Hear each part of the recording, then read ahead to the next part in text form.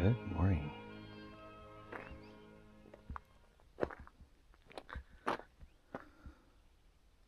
It's a beautiful day.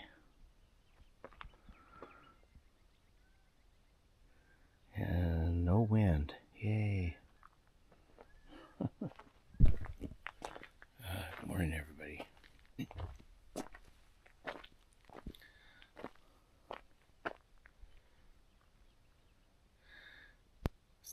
Looks like it's going to be a nice day. We may have some wind come up later today, but the morning is just beautiful out here. Look at this. So quiet.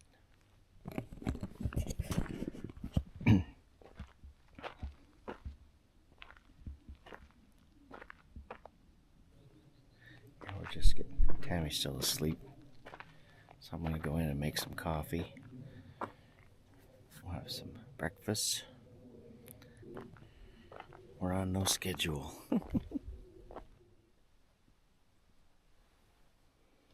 Alright. I'm going to make some coffee out of my Mr. Coffee pot here.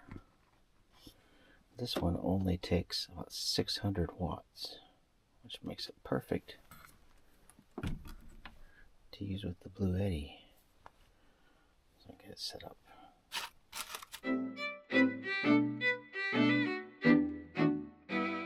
Alright, I got my coffee in there, got water in there. Turn it on here.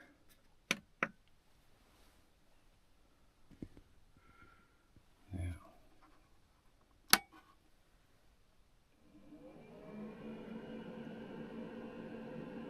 yay.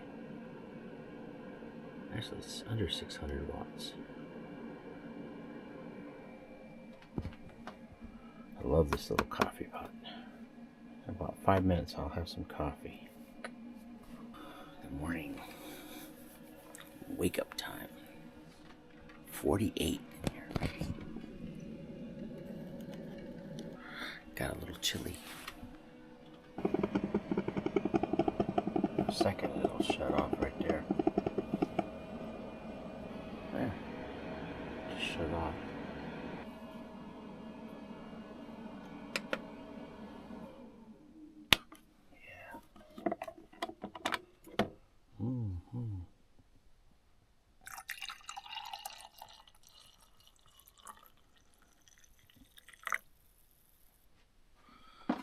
Cheers.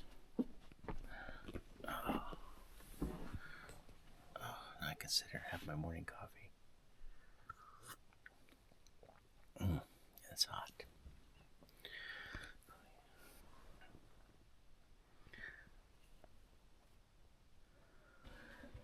Looks like it's gonna be a pretty day though. And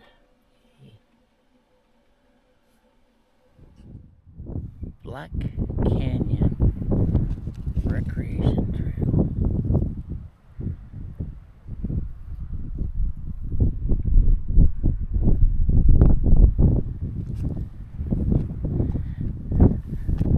There's where it continues up the hill.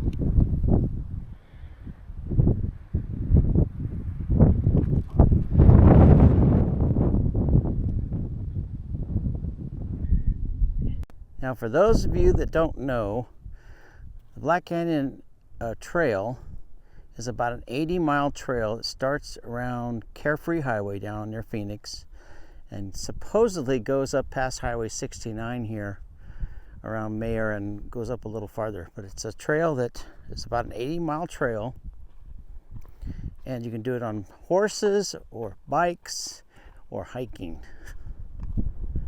It's not an ATV trail. I'm just wondering how well marked it is. This part's not too bad, but 2.5 miles from where I am to the highway. And then there's another trailhead right there on Highway 69. And I think it goes up over this mountain, or up a little farther past that, about another 10 miles. But all in all, they say this trail is about 80 miles long. And it's one of the newer kind of upgraded trails in Arizona. It's not part of the Arizona trail system. This is a separate trail. And if you're looking for a really cool hiking experience, it goes, well, we're about 4,000 feet here. I think it goes up to about 4,500 feet, all the way down to Phoenix, which is about, I think, 1,500 feet at the start of it. So you get to experience different biomes. It's just kind of a neat way to see the Sonoran Desert, that's for sure. I can see bike trails right here. So people have taken this in bikes. Boy, oh boy, look at that. It's a real challenging bike trail.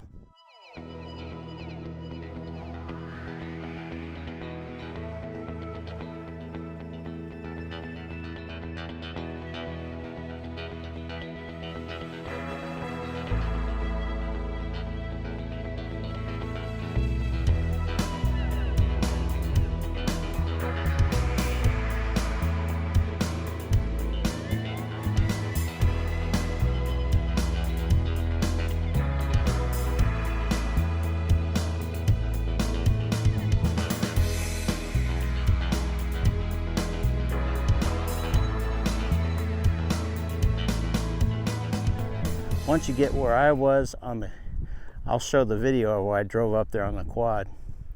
That area, that road over there where we drove on the quad, that's part of the Black Canyon Trail. But there's a gate there that you have to open to keep going through. There's no water, so make sure you bring your own water. And you go right next to Black Canyon City, and they say there's a little restaurant there where you can get the greatest pies.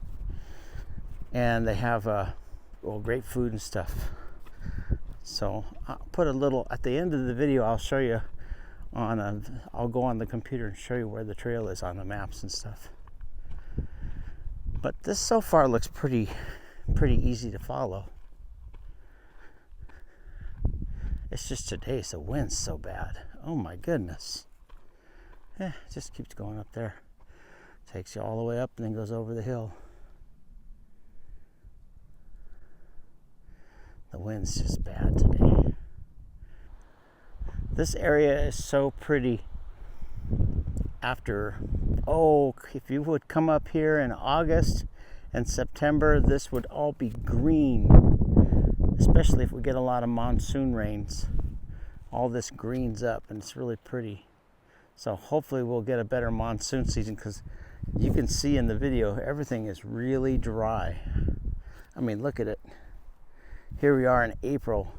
We haven't had as much rain and snow. Well, this area here gets snow because we're 4,000 feet.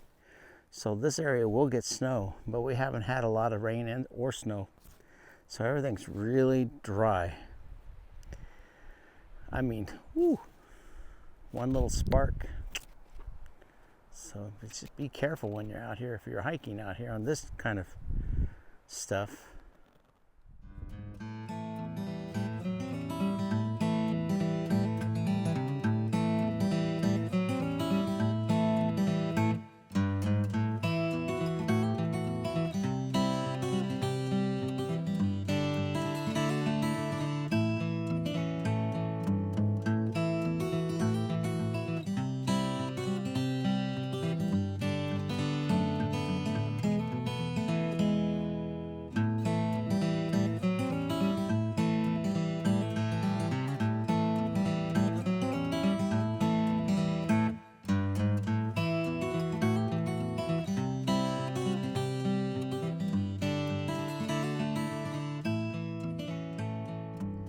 So hey, if hiking, mountain biking, or horseback riding is your thing, check this out, the Black Canyon Trail, 80 miles. It's on a scale of 1 to 10, they give it about a 7. And give yourself a couple days if you like to do the whole trail. Starts off in Carefree Highway and goes all the way up past Highway 69 for 80 miles. Well, I wanted to be sure to show you how to get to the other side of the Black Canyon Trail. When we originally parked here, I didn't realize that where we are parked is kind of like the trailhead, at least on Antelope Creek Road, where you can access the Black Canyon Trail. But there's no sign. Those two signs that I showed you earlier are actually the only signs that I could see that were marking the trail. which is around sort of on the west side of this parking area. As we continue here on the quad, where I'm going here on the quad is actually the Black Canyon Trail. So if you were hiking this trail, you would come across Antelope, see where the sign is off to the side there, the green sign. Take this trail and keep going around and follow this dirt trail, this road. If you keep going on this road, there's actually some places back here where you could camp. The road gets a little bit rough, but if you had a vehicle capable of taking this road and getting back here, there are some spots to camp back here. But you can see some of the ruts there, so just watch out. It does get a little bit bumpy back here. Now, some people wouldn't mind, and obviously there's places back here where we could see where people have camped before. There's fire rings, but also you can see where people have gotten stuck in the mud or the snow. And yes, it does snow here. This is about 4,000 feet. As we go up this road, actually we're climbing a little bit. So I think by the time we get up to the end of where the trail, this end of this trail here actually ends at a fence as we continue around, and it's about 4,100, 4,200 feet as we go up this trail. And if you were to continue on this and go through the gate and just continue to follow the trail, you actually would be entering into Prescott National Forest in a couple of spots, as well as some BLM land. So it's kind of weird. I would suggest if you do want to take this trail, get yourself a good hiking app like Gaia Maps or All Trails, something like that. I know that those apps do have marked trails for you to follow, so that you can get back and find on the trail, so you don't get lost on the trail, because you can get lost out here. I'm going to go up and show you my roof and my solar panel. Since this is our first trip with the solar panel on the roof, I want to take a look and see how it's doing. And I checked it halfway through the trip and it looked like it was staying really flat, so let's take a look. Now the wind was so bad as I got up on the roof, you can't even hear on the video. So I'm just going to dub over. This is the panel that I put on, and I've checked it several times as we were traveling, and it has stayed down very well.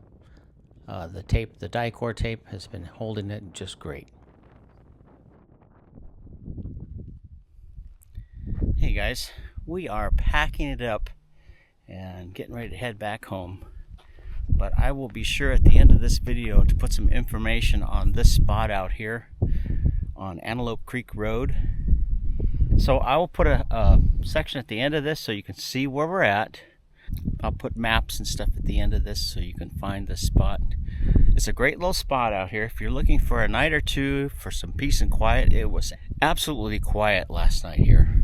Had no noise, no traffic, although once in a while you get some cars go up and down Antelope Creek Road here. And I think because the reason is that there's some houses back here a little farther, so these people probably use this road to get to their house, which is on the south side of Highway 69. There's some houses and properties back here. I think people use this road to travel to and from. We even saw a sheriff this morning, so the sheriff do come through here once in a while. Thanks for watching. Hope you enjoyed this. Don't forget to hit the like, share, and subscribe. And safe travels wherever you're going. Catch us on the next video, guys. Have a great day. Take care. Bye-bye. Hey, everybody. Welcome back. It's Dave here. I'm going to show you how to find Spring Valley and the area where we camped at. So if you're coming up from Phoenix, you're just going to come by 17. This is the best way. Come up by 17 or down from Flagstaff.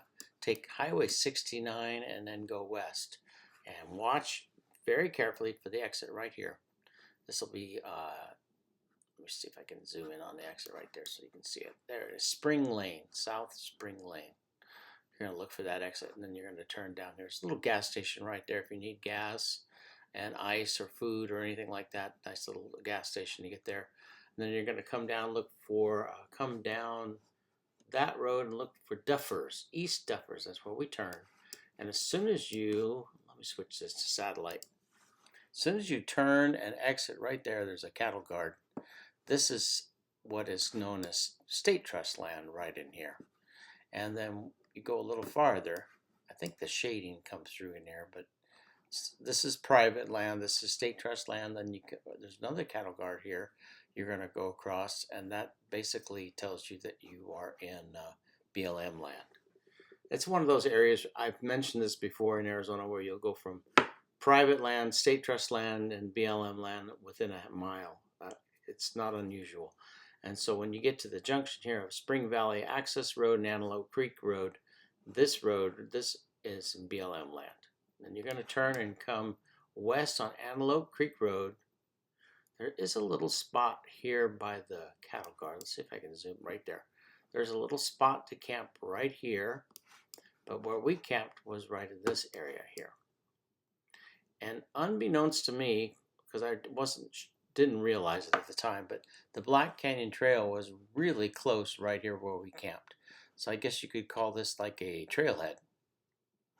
And where I walked along the trail, this is where you can access. You can't see it on here, but there's a little green signs right here. As you exit, there's a little green sign on one side of the road and another green sign on the south side of the road. And the trail actually follows this dirt road right here. It goes around. See Black Canyon Trail. And then you're going to get to a point here. Let's see if I can see it on the map. I did take the quad up later to see if I could actually find I didn't go that far. It's hard to see it on Google Maps, but there is a gate in here somewhere. There it is. I went way past it. So right where we turned right there on the quad, it was just, the gate was just about 100 meters up, 100 yards up there. All right, so that's the gate. You're going to need to open that gate and go through, and that's not unusual. So if you see a gate like this on BLM land, it just means that they put that there to keep the cattle, the horses, donkeys, and whatnot, all the animals from crossing onto public lands and stuff. So this is kind of important to make sure that you go through. If you go through that gate, that you close it behind you. But you are welcome to open it up, and it's pretty easy to open. And there were some places in here where you could disperse camp. But it was a little bit rougher. I think right in there was where it got a little bit rough. But not a bad spot. It's not a huge spot. There's a few other spots over here on state trust land where you can camp here and over here as well. So if you do camp on a state trust area, make sure that you got the state trust permit with you. Sheriffs do come through here and cruise through this area because there were houses back in here. All these little, they're not so little actually, but these ranchettes, I guess you'd call them. And the area, I did find the name of it. It's called Daybreak at Bench Ranch. And there's actually property for sale in here. I found 2 acres for sale back in here of a home site. But this area is an HOA area. So if you buy in this area property, the restrictions are spec homes. There are already some homes that are actually for sale. I think the one that I saw for sale on Zillow was this one right here on the back, which is really kind of cool when you think of it. If you get a house right here, I mean, your back is on this area out here is where it says Upper Railroad Tank. This is Prescott National Forest out here. So if you bought property here, your back would be on the National Forest, which is kind of cool because there's not going to be anything building back here. But this is, if you stay out here, it's a nice, I would say this is a good spot for an overnight or two. It's 4,000 feet, so the altitude would be good for springtime. It can get cold here in the wintertime. It can snow, and you did see the ruts of the tracks and stuff at the area where we camped. So I have a feeling that somebody did camp there at our recent snowstorm and probably had a little difficulty getting out because of the rain and the mud. But it's a nice area. Spring Valley is a nice little community to drive around through and see. There's a couple of churches here. There's a LDS church right here near the high school. There's also another Spring Valley Community Church right here. And so they do have a little churches. There's a little store here. What else was there? I think there's even a dentist office. Yeah, there was a couple little things there.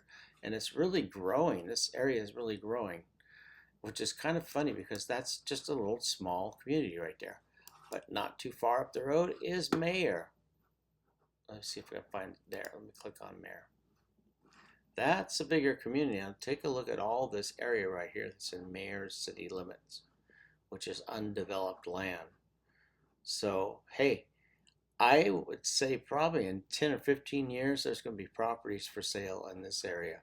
I wouldn't be surprised. This area is really growing out through here, all along Highway 69. You got Dewey Humboldt up here. This is another huge area where there's property for sale. A lot of people are buying property up here in Prescott Valley. And so it's a pretty little area. The altitude is just, what's that term you've probably heard before? The Goldilocks altitude. In Arizona, this is kind of the Goldilocks zone because you're not too high and you're not too low. And the reason is that's good because in the summertime, it'll cool off a little more at night than Phoenix. So the temperatures up here in the summertime will cool off a lot better, a lot faster, and it'll cool down more than Phoenix will. There are times in Phoenix where we don't even get below the 90s. But up here, you'll have temperatures in the summertime 70, 75 degrees when it's really hot down in Phoenix. Or in the wintertime, it'll get cold. You will get some snow, but it's not going to be freezing your fanny off kind of, wintertime snow like back east. You're not going to have 5 feet of snow here. Very rarely. You might get 6 inches and stuff like that, but only on rare occasions during the wintertime. Spring Valley might get a couple, maybe a week or a week and a half of snow a year, where you might get 6 inches in this area. We've had a few occasions where we've got more than 6 inches, but that's kind of rare. And lots of cool things to see over here. So hey, I hope you enjoyed this. One last thing I do want to point out, there are some spots. If you can tolerate Washboardy Road, check out Antelope Creek Road and take it down, because last year we camped down in here on Bloody Basin Road, and I know there's some dispersed camping areas along in this Antelope Creek Road. We stayed down here along this Forest Road 259, which is Bloody Basin Road, and I think we were down in here somewhere. So there are little spots where you can pull off in here, but like I said, if you can tolerate that washboard road. Have a good day, everybody. Safe travels. Thanks for watching. Catch you later.